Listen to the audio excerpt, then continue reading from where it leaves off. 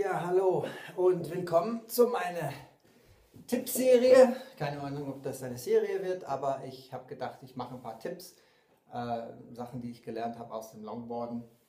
Und heute geht es um Loud Trucks, also Trucks, die Lärm machen, Trucks, die quietschen in diesem Fall.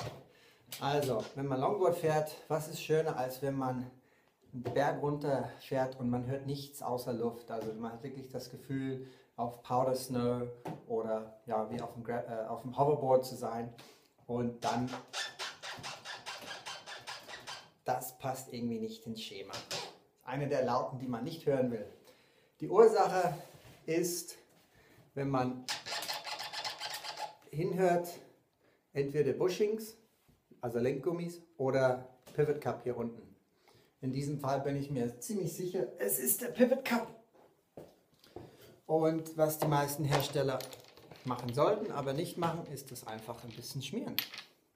Wenn man das ölt, das sind jetzt Caliber 2s hier, die hat ziemlich fest sitzender Ball.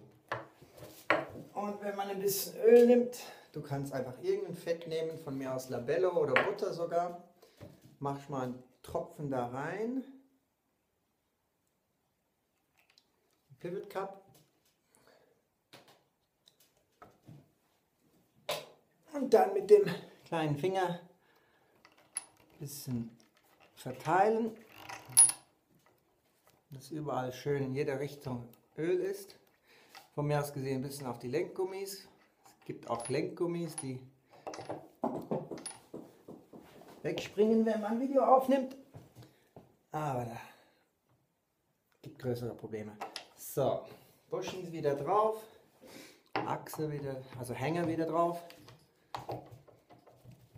Und schon ist das Quietschen vorbei. Ich mache mal den Restöl auf den Bushing da oben.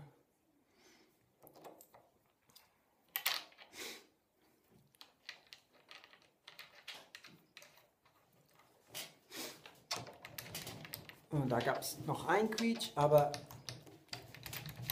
der sollte eigentlich vorbei sein. Machen wir alles fest.